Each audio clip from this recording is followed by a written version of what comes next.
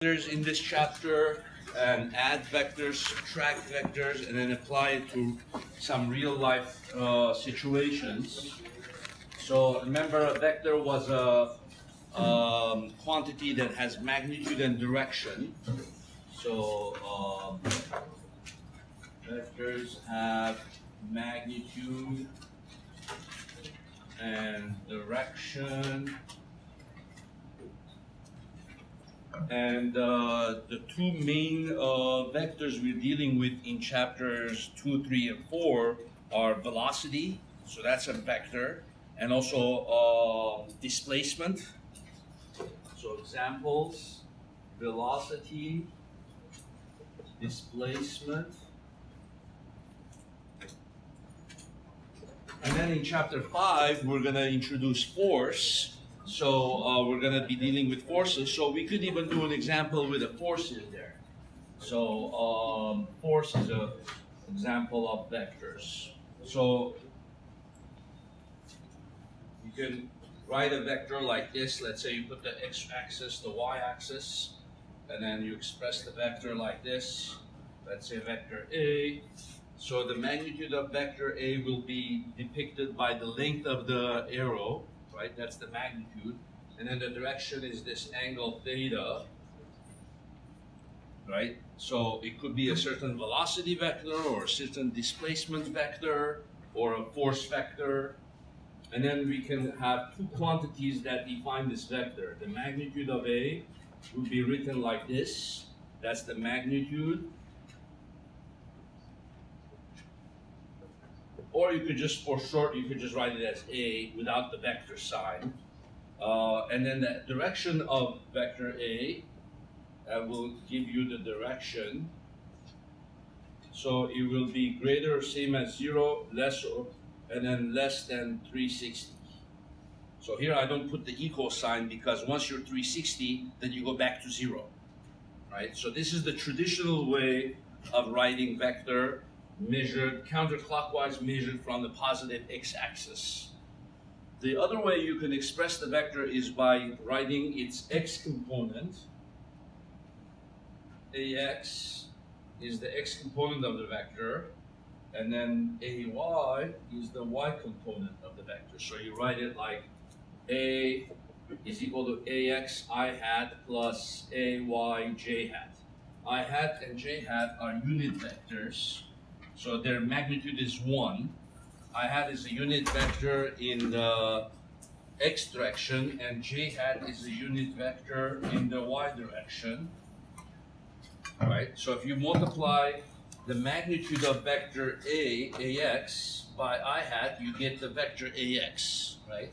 And then when you multiply ay by j hat, you get the ay. When you add these two vectors, then you get the original vector. So this is the component way of writing vectors, and you might have seen this way of writing it in math class, ax, ay, right? Component method. And then we can say ax is equal to a cosine theta, ay is equal to a sine of theta. Right, so the cosine of this angle gives you the adjacent over the hypotenuse, right? This is the hypotenuse. So it comes from cosine theta is the adjacent over the hypotenuse, right? So if I want to write down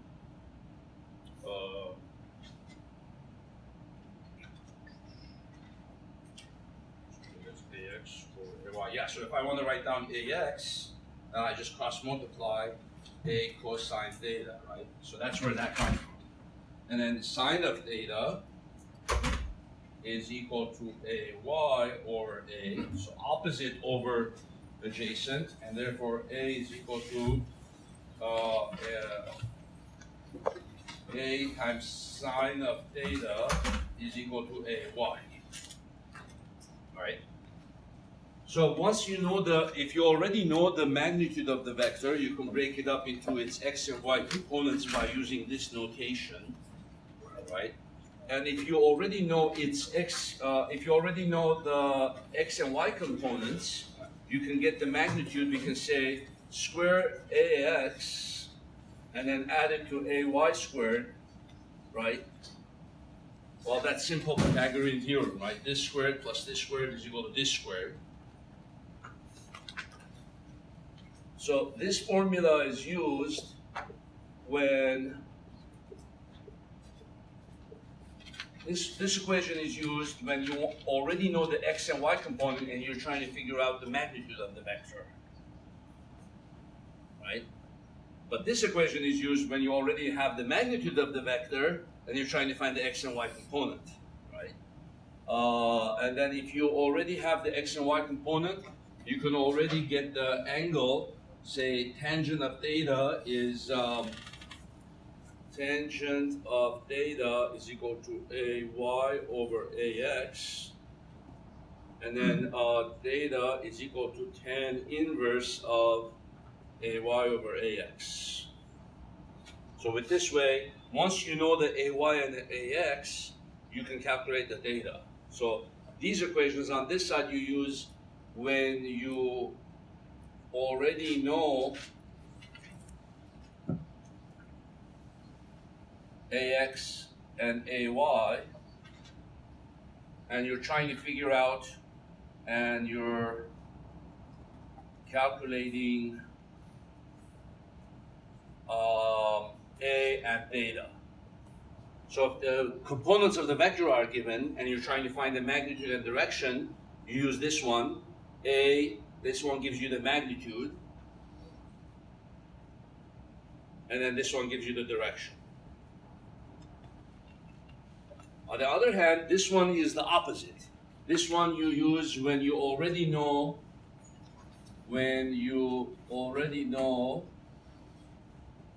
a and theta. So that means it's opposite of this, right? So when you know the magnitude and the direction, and you're trying to figure out ax and ay. So, and you're calculating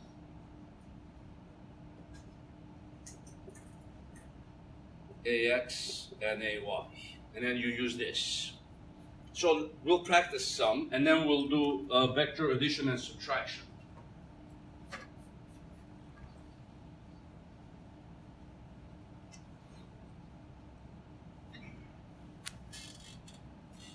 So let's say if you're told ax equals negative 10, ay is equal to 12. So in this way, I've given you the ax and the ay.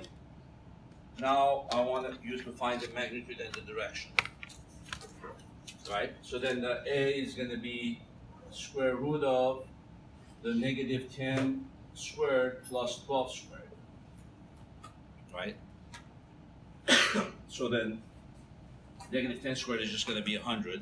Right? 100 plus 12 squared, 144, square root of 244. Right? So then somebody take that and tell me what you get. Square root 244.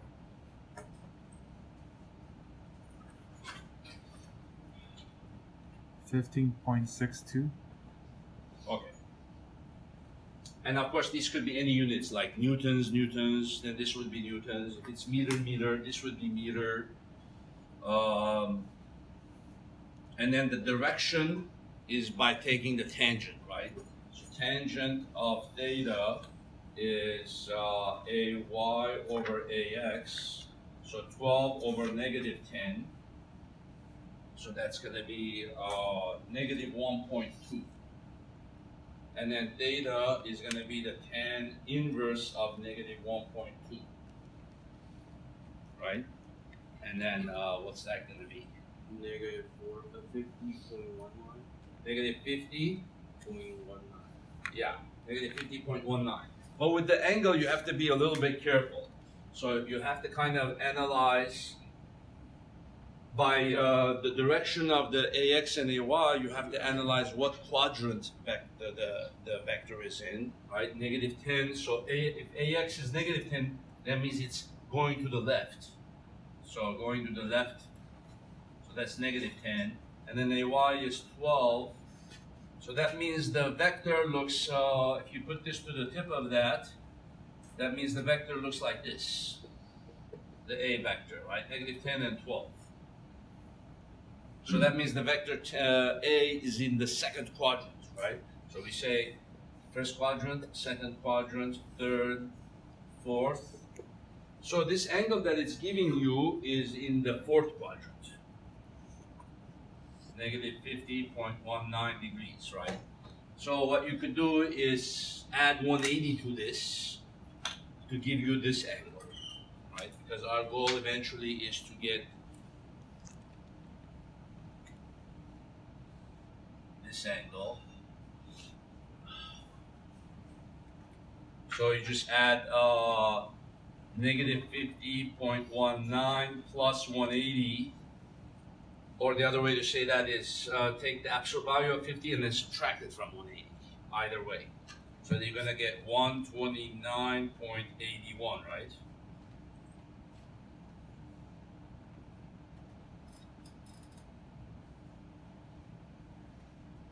There's a couple different ways of saying it. This is the traditional way of saying the angle, 129.81. When you don't add any other specification, that means this is the traditional one. You count counterclockwise from the positive x-axis. The other way that you can say it is, if this is 50, this is also 50, right? 50.19. So you could say it as 50.19 degrees north of west. So if this is west, this is east, this is north, this is south. So that would be equivalent to this, right? 50.19 degrees north of west. So it means start in the west direction and then go 50 degrees north of that. Or you could say, what would this small angle be? The complementary to 50, right? So 39.81, right? So then how would you say that? 39.81 degrees west of north.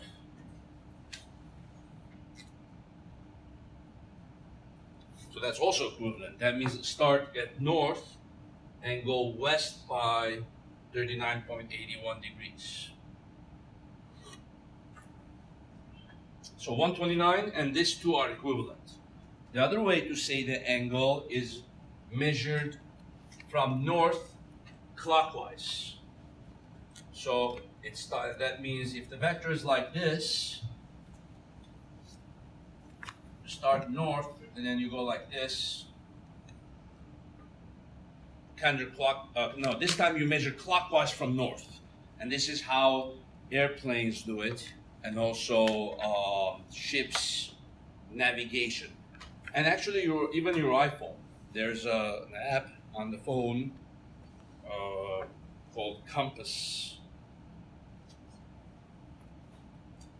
So if you face your phone towards the north, right? So where's north here? That way, right?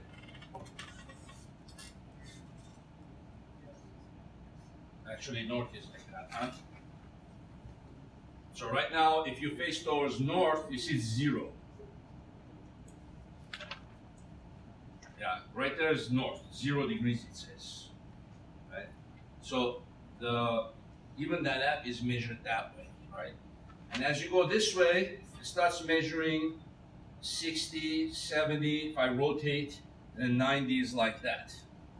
So with that way of doing it, if you say 90 degrees, it means you're actually facing east, right? So north becomes your 0. Okay. Yes. How did you get 39? I got the complementary angle. His question was, how did I get the 39? I got the complementary angle of 50. So 50 plus 40 is 90, right? but then 50.19. Oh, I see.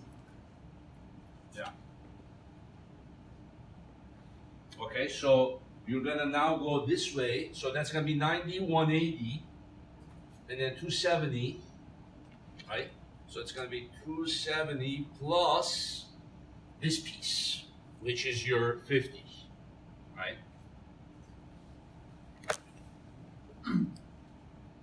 So what's that gonna be?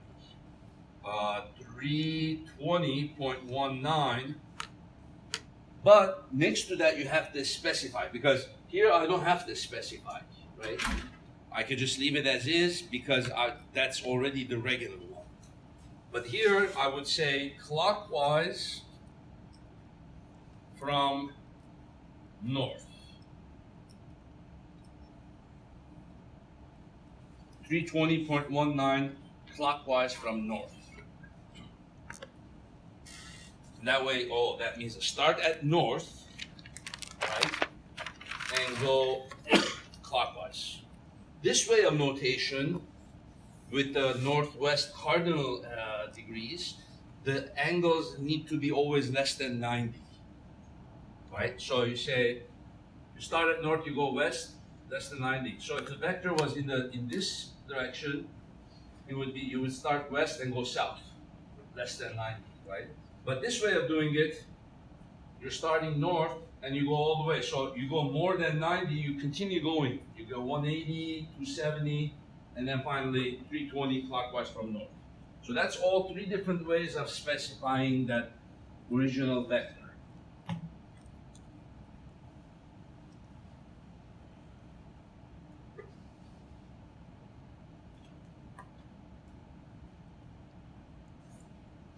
Okay?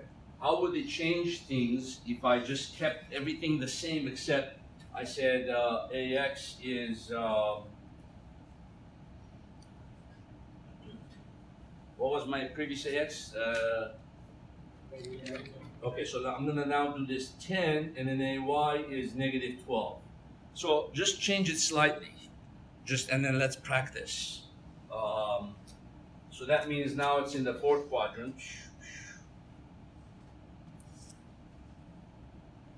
Okay, of course the magnitude wouldn't change because I haven't changed the components.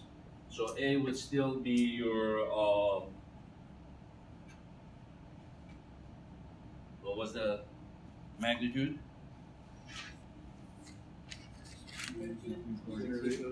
Okay, so now that doesn't change, but the angle, now how do I do it? So let's practice the four ways. There's a regular way, this way, and then this way. It'll be what, 310, 309.81, is that right? Okay, for that one you don't put anything.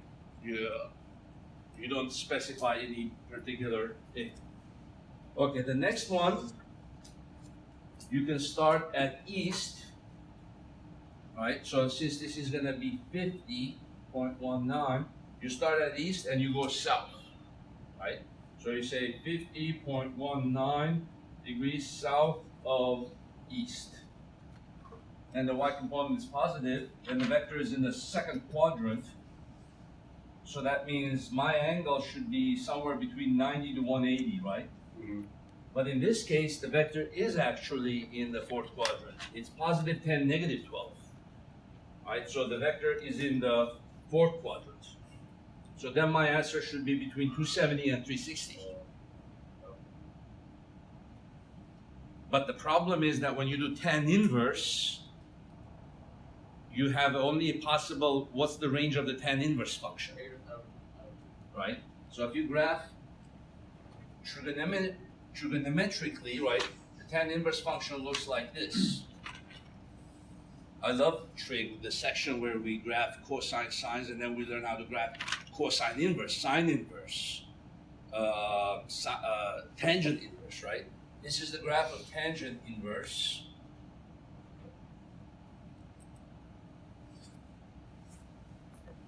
So that means in this quadrant, the tangent function is negative, and in this quadrant, the tangent function is positive. So when you do tan inverse of a number, it's only going to give you from negative pi over 2 radians to pi over 2 radians, which means negative 90 degrees to 90 degrees. The answer that the calculator will give you, right? So now, that's why it gives you negative 50, right? And then from there you decide, do I have to add 180 or do I have to add 360, depending on which quadrant the vector is in. Question, we don't use negative values to say that, right? For example, if it is negative 50.19, we never say like it's negative. So It's better not to. And then instead of writing negative, specify what direction. Okay. Yeah. Yeah. It's just a convention. And so then by adding that, you get to the correct quadrant. I think that's it, right? 140.19. Any questions? Any other ones?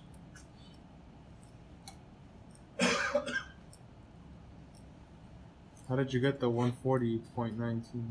90 plus 50? And what's it labeled as? Did I add that wrong? 90 No, I plus. was wondering. Oh, this one I have to label it, right? So I have to say clockwise from north.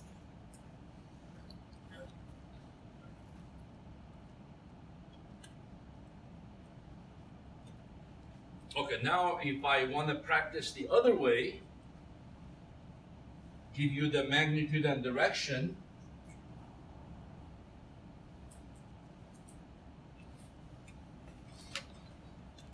So now I'm going to give you the magnitude of the vector and the direction of the vector, and now you get the components of the vector. Magnitude of vector A,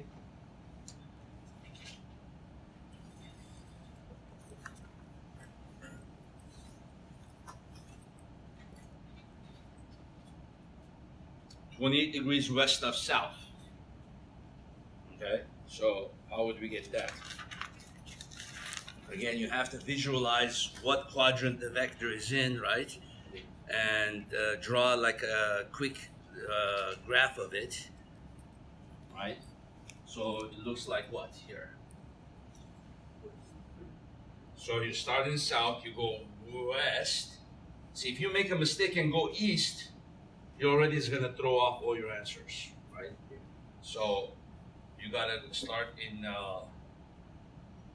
south and go west, and so it looks something like this.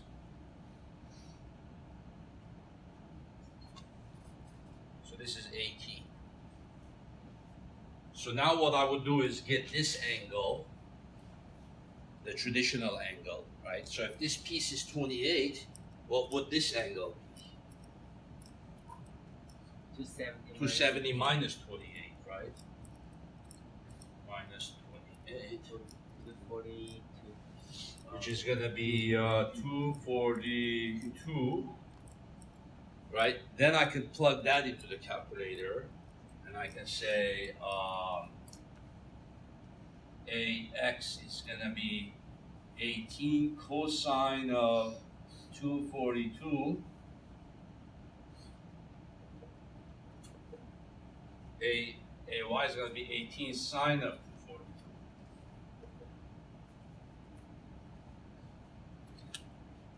Right?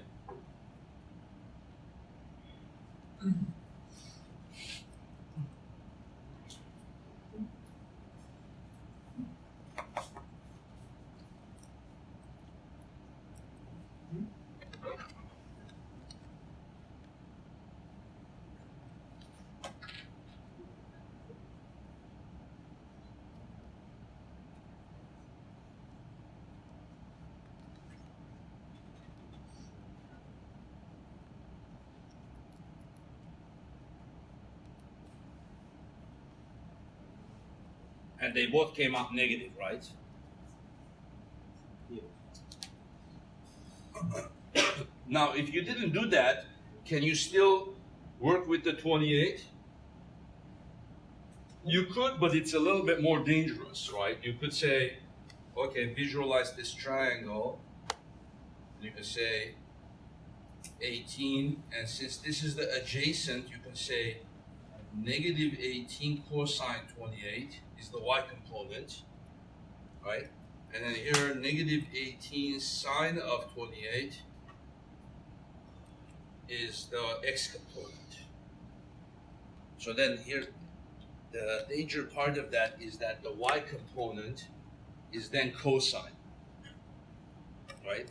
And then the x component is sine. And then on top of that, you have to put the negative yourself because cosine 28 is not going to give you negative, it's going to give you positive, right? So,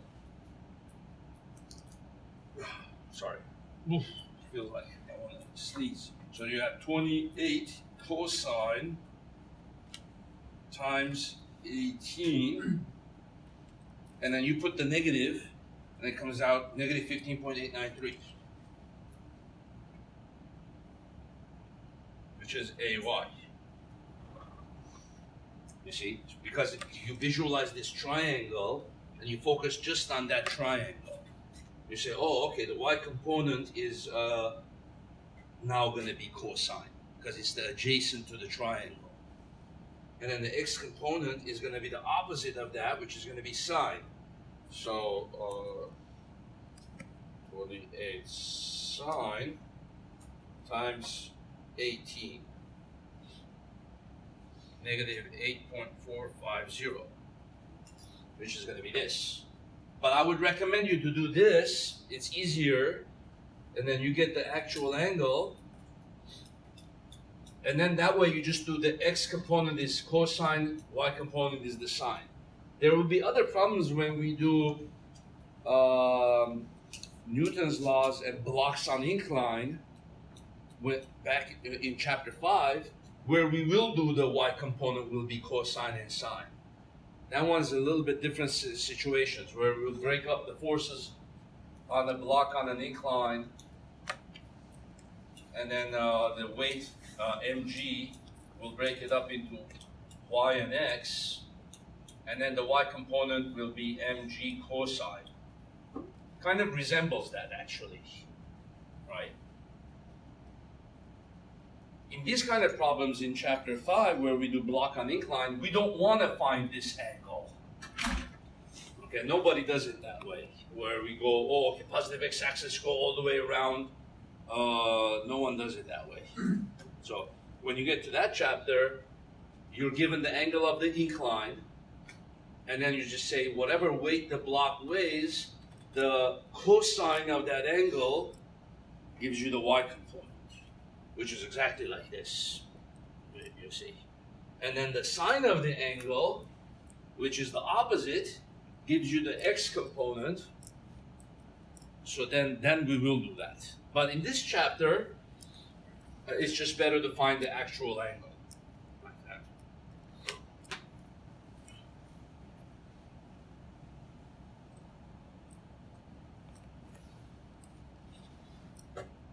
Okay? How about this one? Let's say 18, but now the angle is given as, let's see,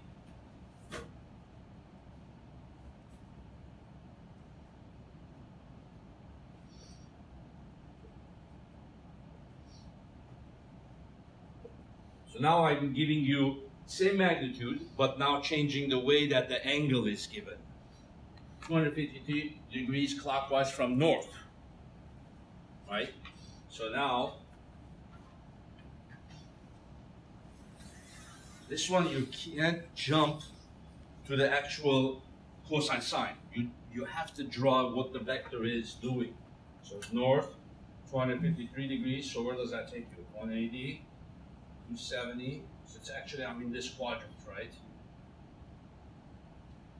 So the vector looks something like this. You see? And this is 253. And then so I would probably find this small angle now, which is going to be 17, right? To make it 270. Right, so if that's 17, then how do I find the traditional angle? So then that's 180 plus 17, 197, right?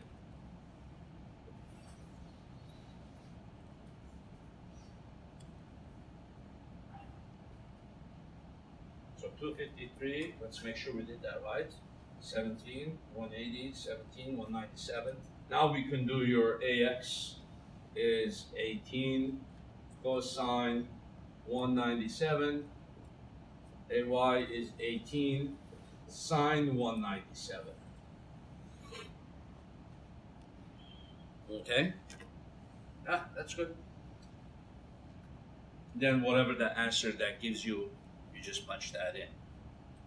So it's being able to interpret that angle. That's one of the only tricky parts in this section. Getting the angle and the quadrant right. Okay, now let's do the adding vectors, subtracting vectors. So how do you add vectors and subtract? So it's pretty straightforward. And then next week's lab, not tomorrow, but the next week, we're gonna do a lab on that. Add and subtract vectors. Right, so then if you're adding two vectors, A plus B, right? The way to do that mathematically is to break each vector into components and add their components, right? So Cx is equal to Ax plus Bx, and then Cy is equal to Ay plus By. So you first break each vector into component, add the x component of this to the x component of that, and then the y component of this to the y, and then you get Cx and Cy. Once you get Cx and Cy, then you can get the magnitude of the vector C, and then you can get the angle of vector C.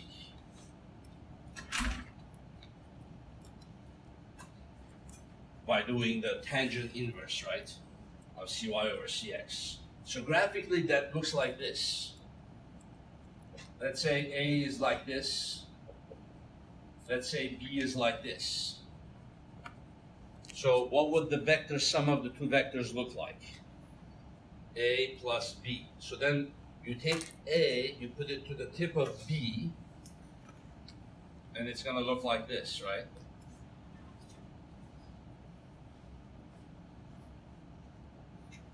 Maybe a little longer.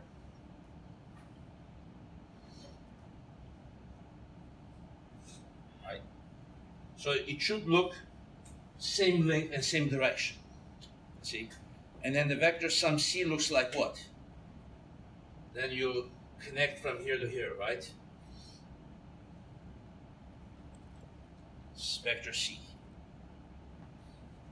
Okay? And you could also take B to the tip of A. And then in the lab, I'm going to have you guys do both. Not just take A to the tip of B, but take B to the tip of A. And then it should look like this. And if you did it right, they should end up at the same corner. And then, so you basically form a parallelogram, right? And then this one is the chord, from here to here, the diagonal is the vector sum, you see?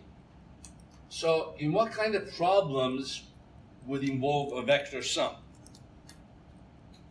So it would be something like, let's say a person goes, I'm going to give you a problem that might mimic this graph.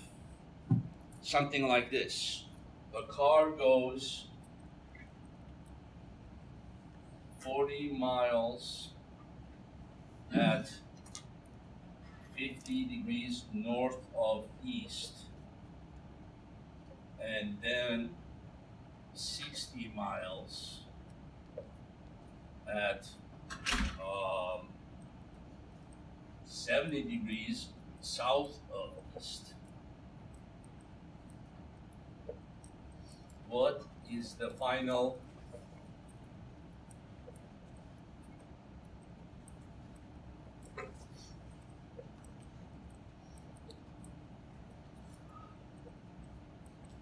So basically, I kind of went backwards here. I gave you a graph, then I said, well, what kind of a word problem would fit that graph, right? Because usually you're given that and then you're asked to draw this, so I went backwards. That problem, that's the graph for it, right? So a car is going 40 miles, right? So this is about 40. And then the direction is north of east, right? Is that right? So this is east. So this angle is what? 50. So the car is going like this. Then from there, the car is turning around, right? And then 60 miles, which is this guy, which is also this guy, right? And then 70 degrees south of east. So that's this guy, 70 degrees, right? So 70 degrees south of east, which is also this guy, 70 degrees, right? So from that point, so essentially the car's path is the top half of this parallelogram, right? So the car is doing like this. It's going this way. Then from there it's turning and going this way, right? So the bottom half is not what is happening, but it really doesn't matter because the car can go first this way, then go that way, right? It's still going to end up at the same point. So the paths that you take add up irrespective of what order. Like if I walk this way, then I walk this way, I would get to the same point as if I walk this way and then walk that way, you see? So I still get to the same point. So it's, what do they call that? Associative property of addition, or is that the commutative? Huh? Associative property, right? So the order that you add it doesn't matter. You can go this way, or this way, right? Right? Okay, how about another wording? Let's say something like this. So this is one possible scenario.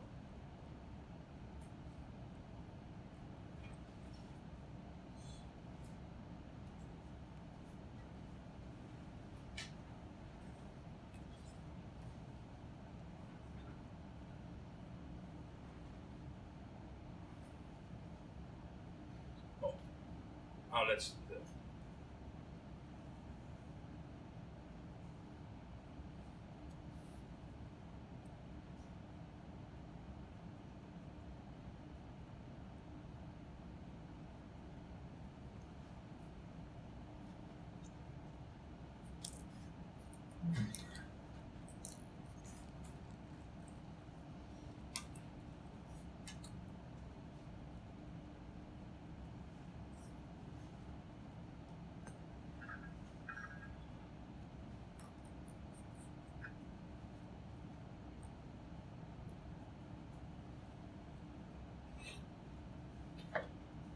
person A pulls on a block at 4 newtons with a force of 4 newtons, right, at 50 degrees, and person B pulls at it, or I should say pulls it at 6 newtons at 290 degrees. What is the total force? Isn't this the identical problem, but just worded slightly different? And it's worded in terms of forces this time, not in terms of the car's displacement, right? But the answer is the same. So all I did is change from 40 to 4, from 60 to 6, and then the angles I gave it to you in traditional way, right? So 50 degrees, and then what's this angle? 270, 290, same answer, you see. And the third way that you could give it is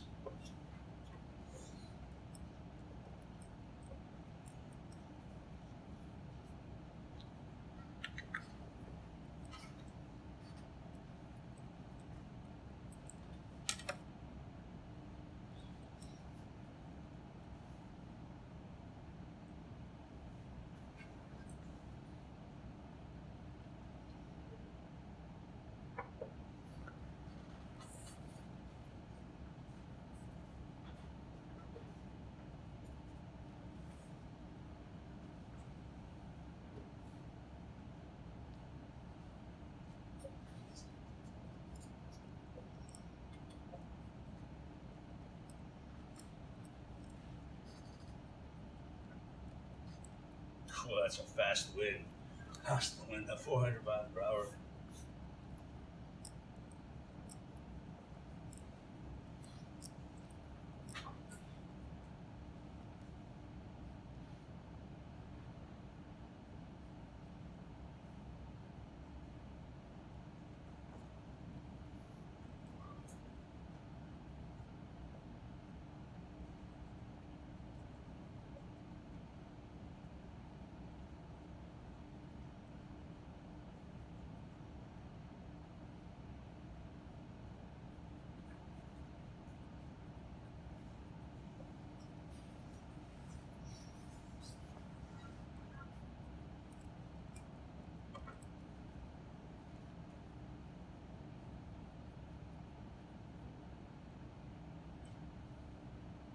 Same question, but sounds very, very different, right? The airplane is going at 600 miles per hour at 160 degrees clockwise from north. So which vector is that? That's this guy, right? So the airplane is headed this way, 600 miles per hour. And then what's this angle? 160 degrees clockwise from north. It's still the same angle, just worded differently, right? So you're going like that. So the airplane is headed this way. But as the airplane is headed this way, constant wind is pushing it, right? So what's the constant wind? 400 miles an hour, which is this guy, right? And what's the direction of the wind?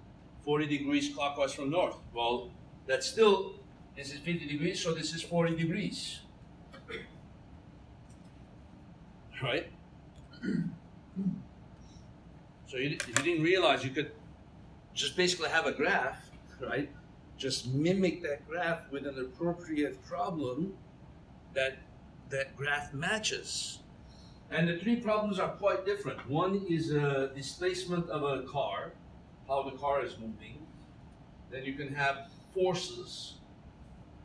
Then you can have velocities added, right? Well, then what's the answer to this problem? Once we solve one of them, then we know the solution to the all of them, right?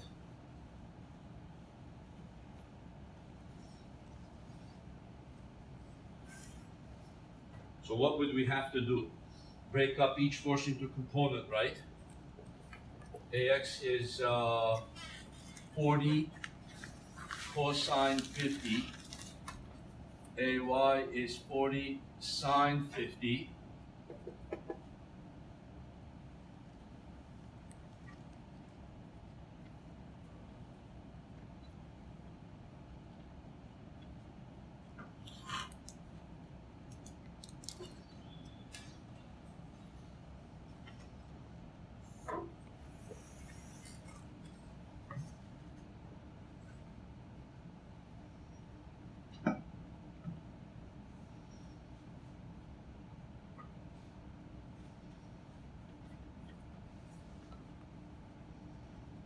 So this one, if I was doing the car one, then this would be units of miles, right?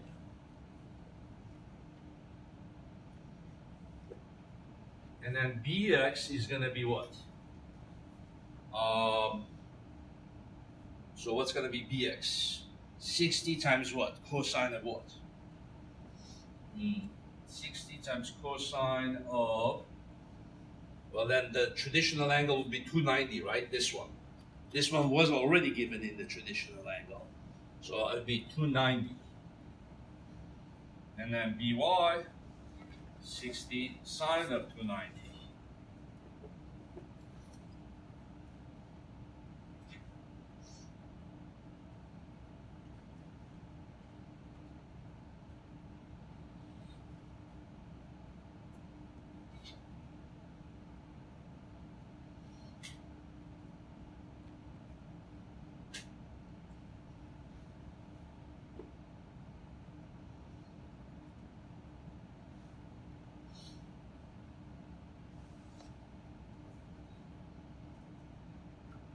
Right? Then I'm going to have to add AX to BX.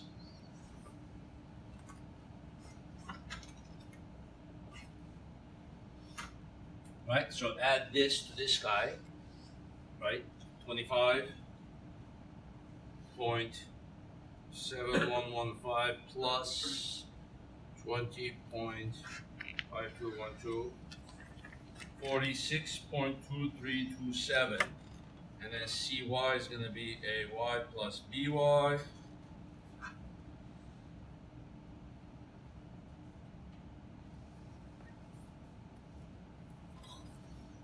When you add this, they will subtract, right? It's like saying minus 56.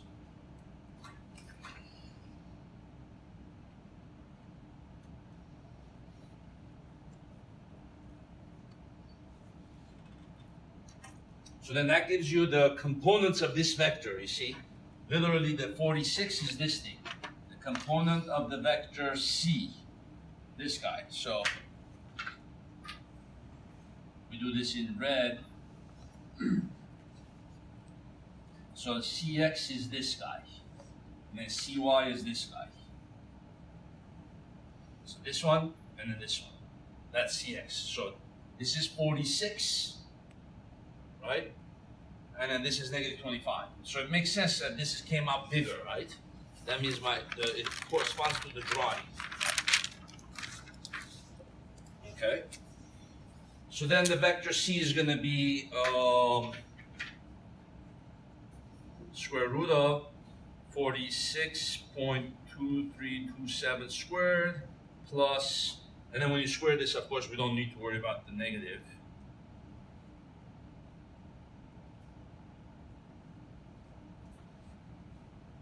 So 46.2327 squared plus 25.7398 squared equals, and then square root.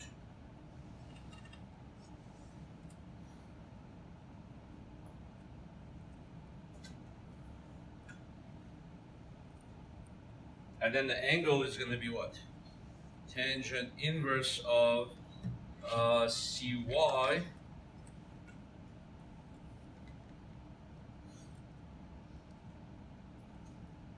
over Cx, right?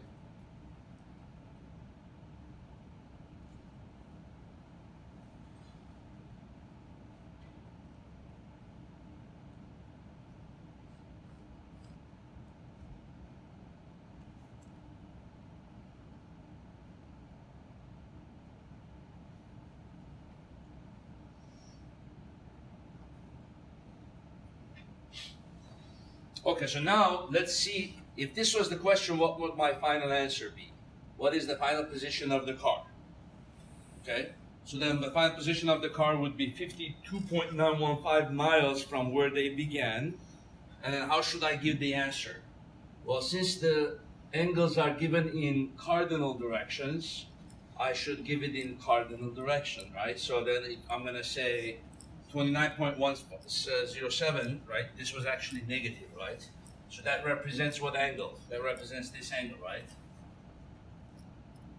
So then I would write this as 29.107 degrees south of east, right?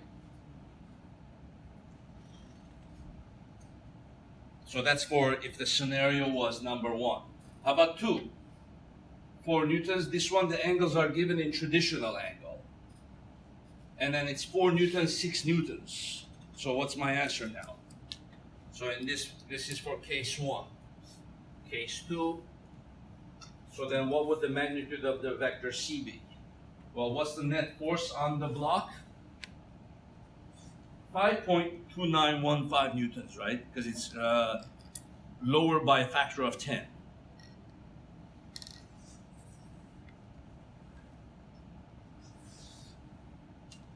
But now instead of miles is newtons. And then the angle is what?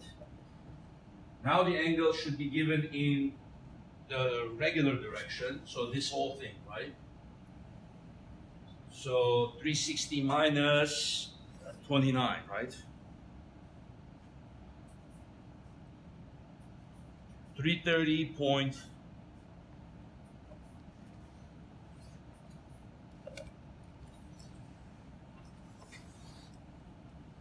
And now I don't need to put anything next to it, right? Now if it's the scenario 3, then what's my answer? What is the magnitude of the net velocity of the airplane? So the net velocity of the airplane is going to be your, now it's going to be 529, and now it's miles per hour. 529.15 miles per hour. So the airplane is going literally 600 miles an hour, but because the wind is pushing it, the net velocity changes to 500. And then the direction, well, this one is given in aviation directions from north, right? So that means the answer should be given as this angle. So 90 plus 29, right?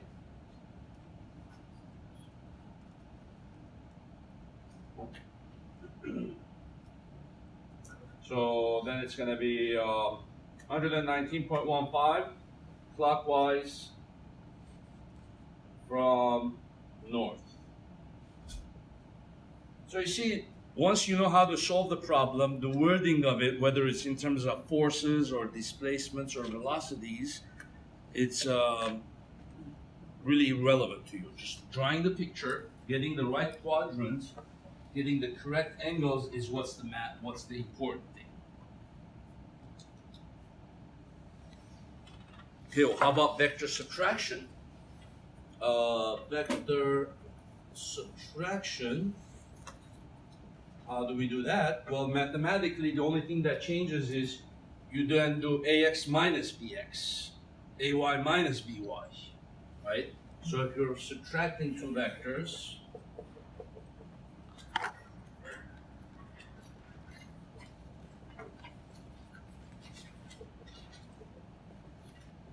this is the only difference. You do minus and then you do minus.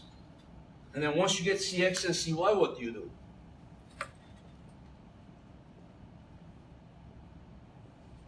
You do cx squared plus cy squared. I've had some students do like this. Cx squared minus cy squared, right? Because they thought it's vector subtraction, right?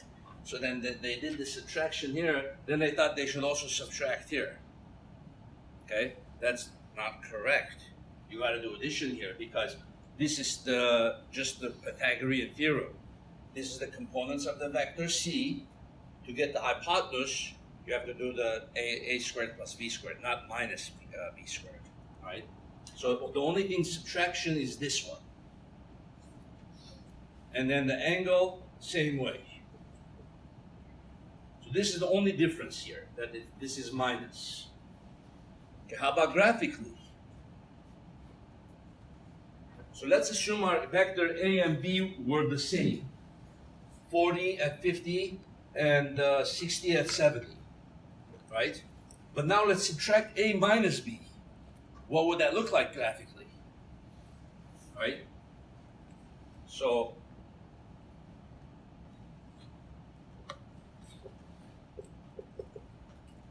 what would a minus b look like? To visualize vector subtraction, one way that they say to do it is think of subtraction as addition of the minus of the vector, right? So they say a plus negative b, right? That's the traditional way of teaching vector subtraction. So they say flip the vector b, negative b, then imagine as if this vector wasn't here, now add these two vectors, right? So I gotta make sure it's the same length. So something like this. Now how do you add these two vectors? Well, just like you would any two vectors. You would put this to the tip of that.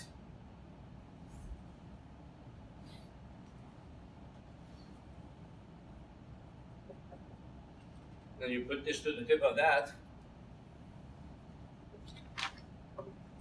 Then you get this vector, vector c. So that the vector subtraction would look like that. Okay, so this is the traditional way of saying it. You flip b because you're subtracting b, then you add the a to the negative b, and then you get the vector c.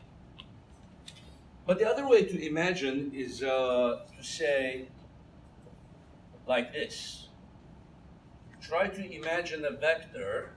So take the negative b, put it over here.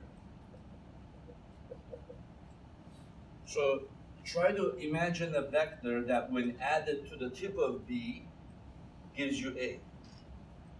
Right? So I'm doing it like this. What vector is there that when added to this? So it's almost like saying y equals 5 minus 3. What is y? Okay? So that way of doing it to say 5 plus negative 3. So start at 5 and go to the left 3 places, right? And that gives you 2. What I'm saying is you can also imagine, take the negative 3 over here. So what number is there who, when added to 3, gives you 5? Right? Yeah, so you start at 3. What number? How many places do I have to go to the right to get to 5? 2 places, right? So it's just a different way of looking at subtraction. So that means start at the tip of B. What vector is there that will get me to A? Well, then this is the vector, right? It's you start at the tip of B, and you add a vector that takes you to the tip of A. Well, that and that are the same. It's just they're written, this vector C starts at the tip of B, and then this vector C starts at the origin. But where a vector starts is irrelevant. Its length and its direction only matter. You know? So I can take this vector C and I can transpose it here. I didn't change the vector, right? So basically that's another way to visualize the vector subtraction. Okay, now let's do whatever we did over there. How can I word the problem with these same numbers, with the 40 and the 60? How could I word it so that in order to do it, you have to subtract the vector instead of add it? How can I word the problem?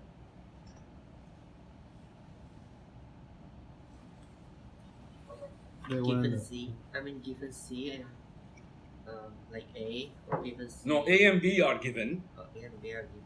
I want you to find the vector C by subtracting the two vector. But give me the wording of the problem that would require you to subtract them and not add them. Like B is the total force. Okay, so you could word it similar to that, but change the wording a bit. So if you want to do the force wording, go to number 2 and reword that.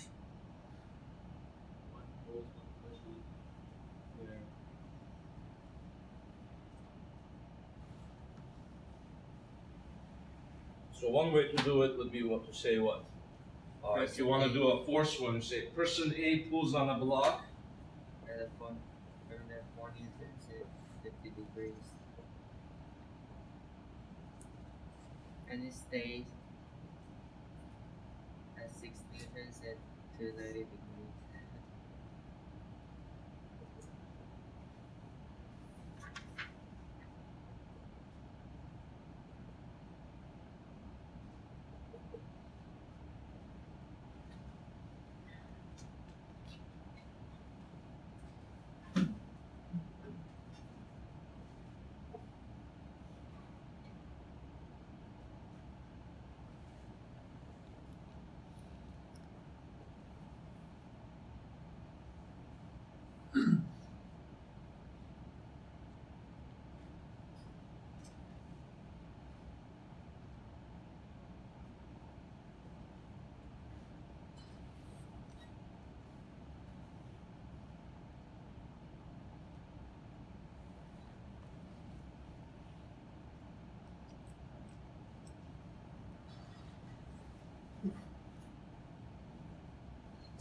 So would this work?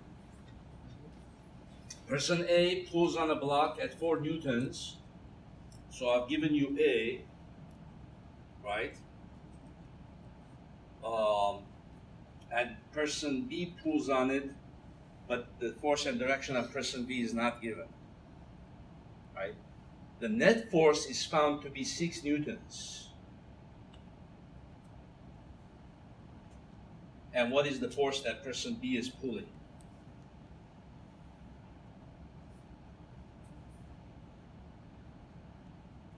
So in other words, this one is actually vector C. Hold on. So this is A.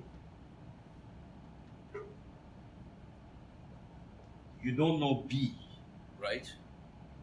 But A is given, and you're given C. So then B is equal to what? C minus A. So essentially, which one is the C here in this picture? It's this one is A, right? And then this one is what? It's the net force. So this one is actually C,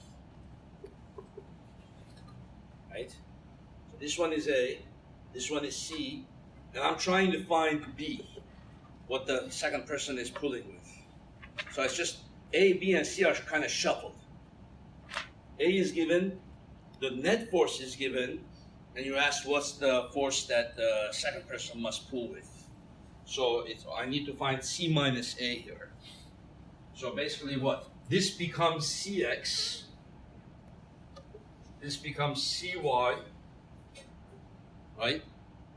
And then I need to do this minus this in order to get B, right? And are the answers going to change? Oh yeah, quite a lot. Because I'm subtracting the two vectors, not adding them. So we can keep these values.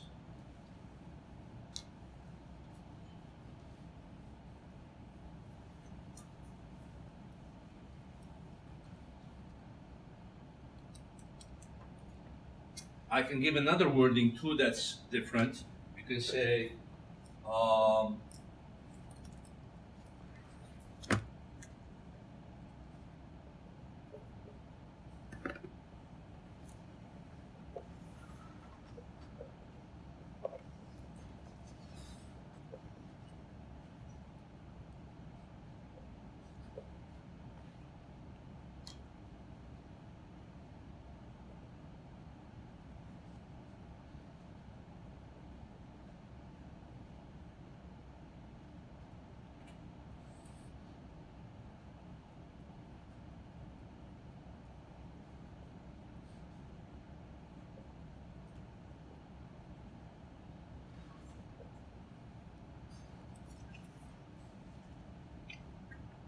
"40 miles."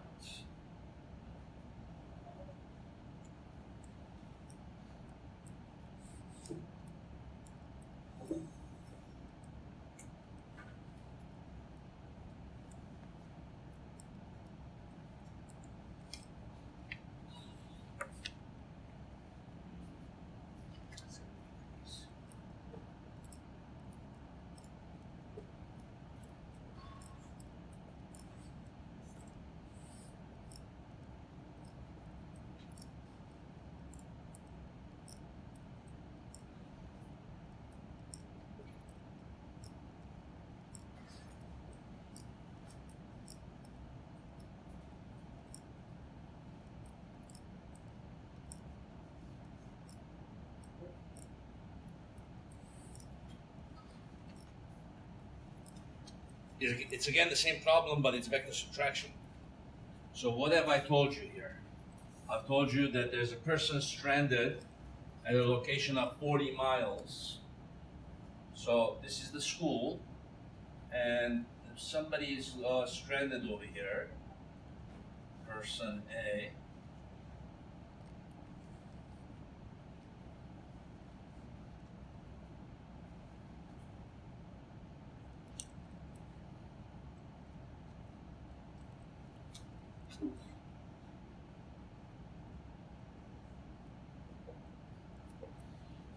right? So when is someone going to help? They're thinking, right? Maybe they're in a car crash or something, and they hit a tree. Okay. So now they call you on your phone, and then you say, "Oh, wait a minute, I'm over here." You're driving over here when you get the call.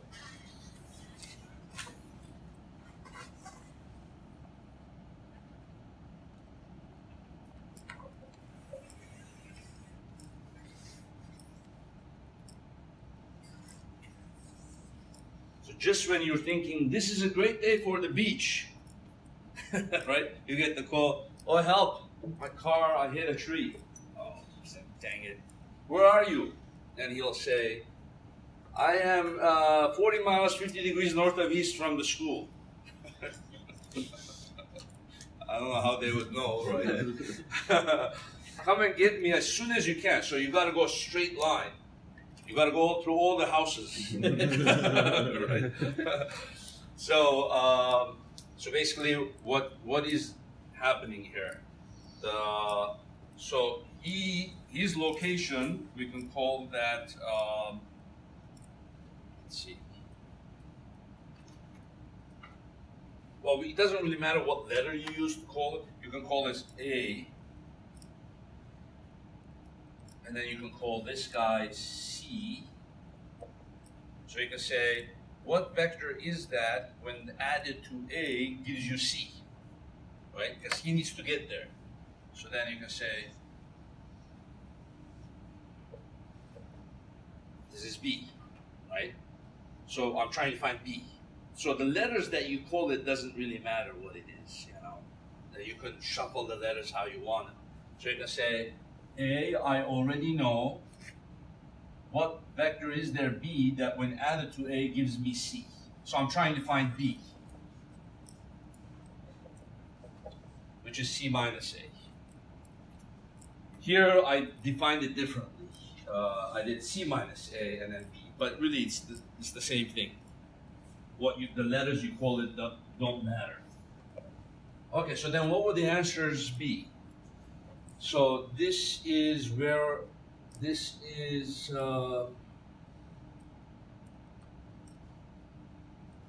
what I'm calling A here, right? So then I'm gonna have to subtract that. So Bx is gonna be Cx minus Ax. So what's Cx? Cx is the x component of this vector, which I called Ax here. So I changed the letters on you now, right? So that's 25.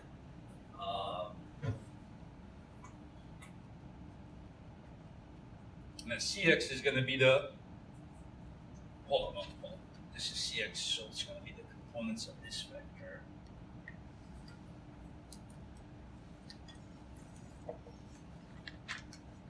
So the Cx is going to be components of this vector, which is this guy, 25.7. Minus Ax is going to be the components of this vector, which is this guy. See?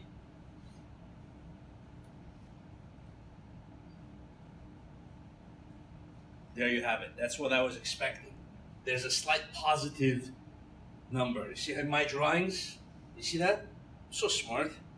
I was doing slightly to the right. I could tell it's going to end up like that. It's a very small, slight positive answer. So you just need to go a little bit to the right and just go through all the homes straight. I don't care what's in front of you. Your loved one is in trouble.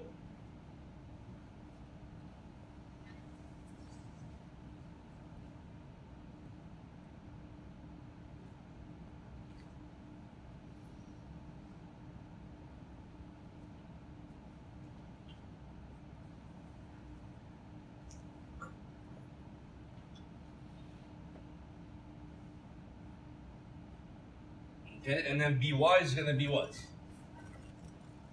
Cy minus ay. So then what's cy? Cy, look at the vector c, how you have written it, and then that's going to be what I call ay here. So 30.6418.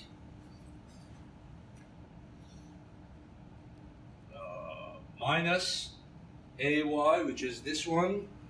That's going to be negative 56. So when you subtract the negative, you got to make sure to add, as those are the mistakes that some people make. Minus, and then if ay is negative, you put negative 56.3816. So by is going to be, then you end up adding them.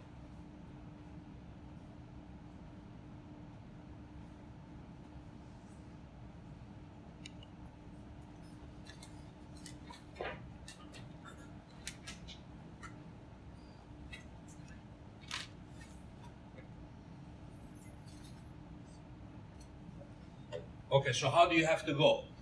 Then you have to go a distance of this squared plus this squared, right? So b is going to be square root of bx squared plus by squared. So this guy squared plus that guy squared square root. So the total distance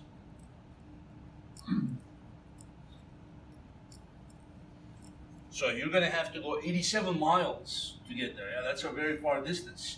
A 60 and an 80. So the answer is very different than when we added the vectors, when we got 52 miles, right? That was the car's final position from the starting point. That's a vector addition. Here, very different. You're taking the same two vectors and you're subtracting them. And then what's the angle? It's mostly going to be in the north direction, right? So the angle is going to be tangent inverse of 87.0234 divided by 5.1903. So it's going to be close to 90.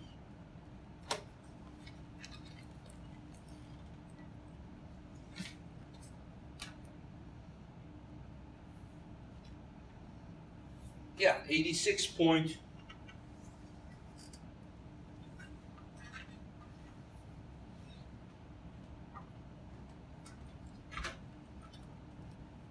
$86.587 degrees, and then depending on how the question is worded, if it was worded in the traditional way, then I don't have to put anything. But if it's worded in the northeast way, then how would we word it? Well, since it's in the since this vector is in the first quadrant, right? We would just say north of what? West or east? East? Yeah? North of east, right? Because remember, it's to the right, and then that means this vector is less than 90, right? So it's east, and then you go north. 86.587 degrees north of east. Yeah, so that's vector subtraction. So both these cases would be example of vector subtraction. So what is the force that person B is pulling with? Then it's the same answer. Person B is pulling with what? 8.7178 newtons. 8.7178 newtons at an angle of 86.587 degrees.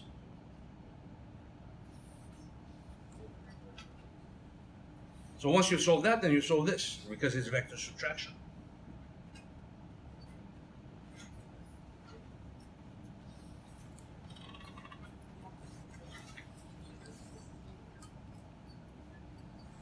Let's do this problem. I was thinking of this problem as I was watching the Champions League game yesterday, Tuesday.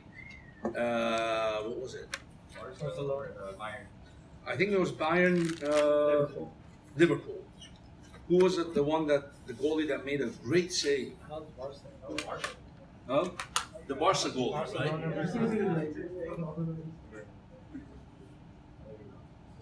So this guy shot a bullet, and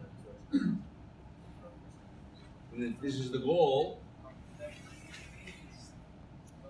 So it's coming like this, and it's gonna be a goal, right? So all you have to do is just extend your arm if you're the goalie.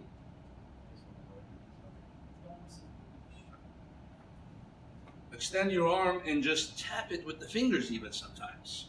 And if you can change its direction slightly,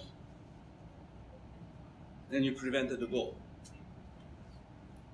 You know, you don't have to necessarily change its direction a lot. So let's draw it like this so it'd be easy for us. Let's draw the shot from here. It's almost going like in a straight line, right? But although it's not straight, it's kind of a projectile, right? So now it's going like this. And you've got the goalie. So as I was watching it and having fun, I thought about doing this problem today. So you always got to think physics.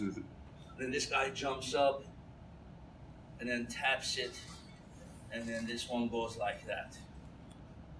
And then this is the crossbar. That's why goalie is one of the most important positions, because you can prevent a sure goal like that. So if the ball is going, what's a typical ball velocity? Let's say 50 miles an hour. that fast? That's faster? 60 miles an hour? Oh my gosh. It's almost like a baseball thrower, right? At an angle of, let's say, 15 degrees. And then you tap it so the ball goes up like this. Let's say you change its speed slightly. 50 miles an hour at an angle of 25 degrees. Okay? Let's say the ball weighs, how much does the ball weigh? Mass of the ball is it 1 kilogram? 2.2 pounds? What's a realistic? You think the soccer ball weighs more than 2 pounds? So let's say it's a less than 1 kilogram, huh? Maybe 800 grams? Oh, that sounds light. I'm not sure. So if the ball weighs 800 grams, and if the time of contact with your finger, I'm going to give you that, how long it comes in contact with your finger before it leaves your finger. So what is that? Delta T. So what? 400 milliseconds? Okay, now find the force that your fingers are exerting on the ball. The force that your finger is exerting on the ball or your palm is exerting on the ball. Okay? What is the average force that your palm or fingers are exerting on the ball?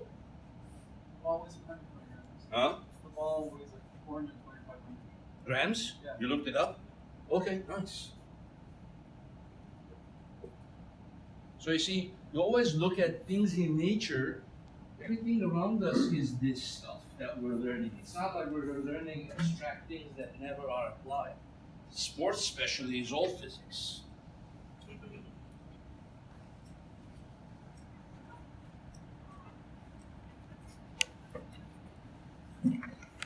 So how do I find the average force? Well, I'm going to apply Newton's law, F equals ma, right? So F equals ma.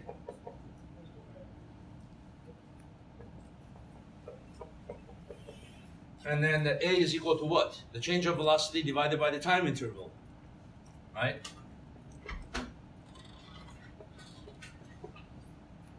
What's the time interval? The 400 milliseconds that it's in contact with my hand.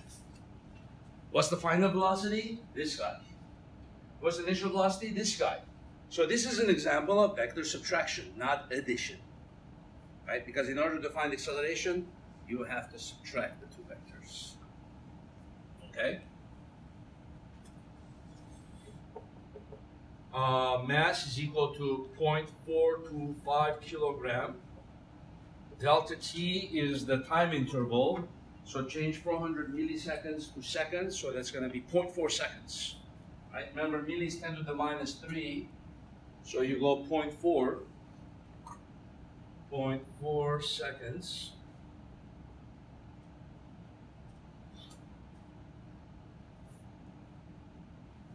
Okay, what's V final? V final is the vector, as we could call this vector B. This is vector A, right? So B minus A we're doing,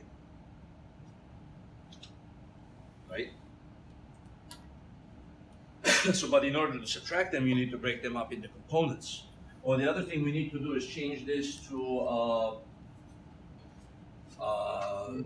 meter per second, right? So to convert, you get 50 miles per hour.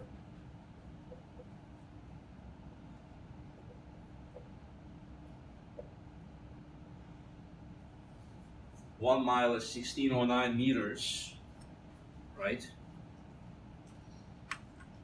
You could do 1600, but the more exact one is 1609.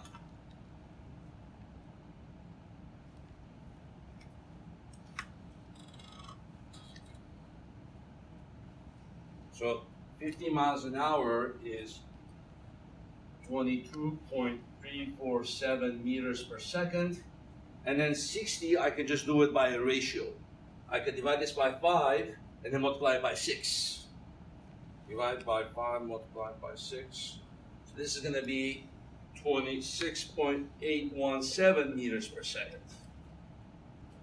So I just take this, divided it by 5 to get rid of the 50, and then multiplied it by 6 to make it into a 60. Right?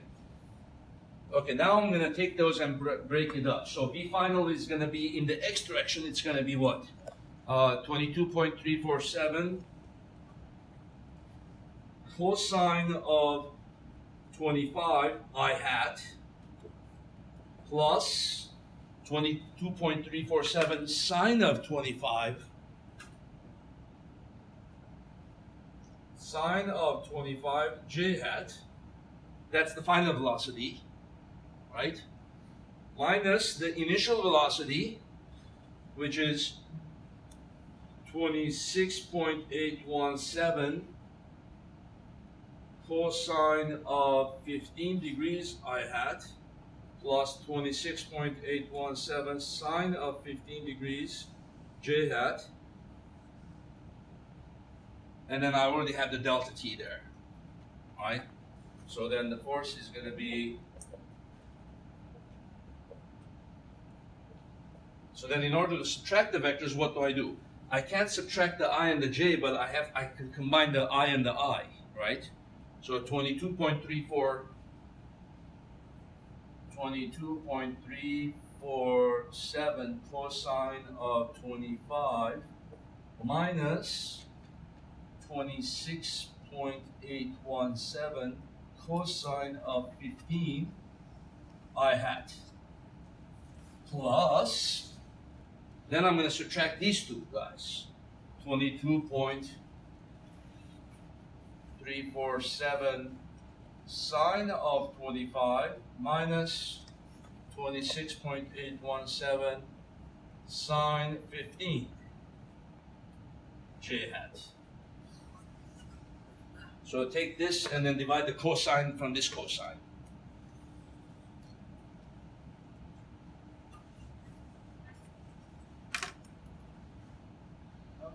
Yeah. 26.8. I just converted the 60 miles an hour to 26. So there's another one, 22.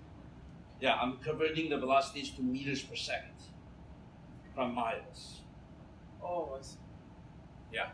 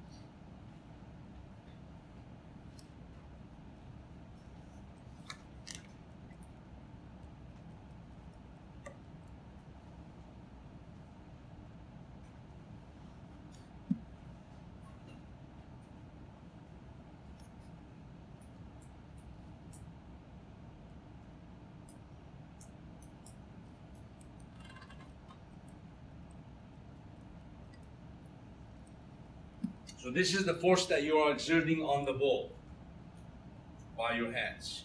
What does it mean that it's negative and positive? So the force that you're exerting is negative and positive. So it looks like something like that. Yeah, that's exactly what's happening. You see, it's coming like this and going this way. So you're exerting force this way, right? Force this way to slow it down, and you're exerting a force up to make it go up. This direction of the force, the negative part, is responsible for slowing it down. Because it went 50, right? the upward direction of the force is responsible for changing its direction. So you're slightly slowing it down because part of the energy of the ball is getting absorbed by your gloves. You see? So I'm assuming you're going to slow it down due to the gloves, right? And then you're going to change its direction by exerting an upward force. Okay, so now if we want to find the magnitude of that force, it doesn't look like it's that large of a force. This, and then times that. Yeah, because the velocity doesn't change that much. So 60 to 50, so just a little bit. I was still expecting the force to be great, even if the velocity doesn't change a lot, I mean, because the direction is changing.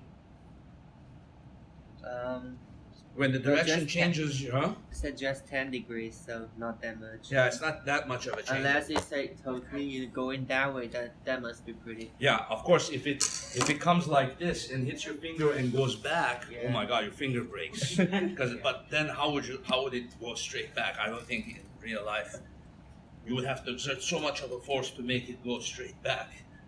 You know. Yeah, so then we're gonna take the magnitude of that by doing this squared plus this squared square root, multiplying it by that. Right? So 5 point. It comes out to 6, 7.33 newtons. Okay, you did that. So this squared plus this squared times that. Yeah. And then of course square root that. Right? How much? 7.33 newtons?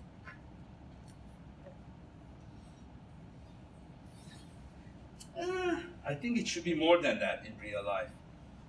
Probably what we have to check to see is the delta t. Maybe 400 milliseconds is too large. Because that ball is barely in contact with your finger, right, before it leaves it. Maybe the realistic time of contact is 0.1. 100 milliseconds or maybe 10 milliseconds. Barely, right? So what that does is, if it's 100 milliseconds, then it's 0.1. So that means that the force is 28 newtons, 4 times larger than this. Right? If it's 10 milliseconds, then it's 0.01. Or then the force is now 283 newtons. Right? So the realistic number is probably somewhere in there. One of the reasons you wear gloves is to do what? It helps to increase the time of contact. Right? That's why you wear a glove when you play baseball. When the baseball hits your glove, it takes a certain amount of time because there's a cushion, there's a give, right? So what the gloves do, and even in soccer, they make this number as large as possible, and that decreases the force. But if it comes and hits your bare bones or knuckles, right, then the bounce time is quicker. Is it? Are we using the formula I is equal to F over T? That formula. A is equal to delta V over delta T. Yeah, and also inertia. That one. Like, The momentum, He's talking about impulse. Yeah, impulse. Impulse. Yeah, this idea. See, we're not even using the language of impulse here. Yeah. Just by saying, if you decrease delta T, if the delta T is small, the acceleration is large and the force is large. So I'm not even employing the concept of impulse. Okay. But this concept comes back in chapter 9 in the concept of impulse. That's the impulse. Yeah, exactly. So F over delta T. Right? F times delta T is the Oh, impulse. times. Yeah, Okay. exactly.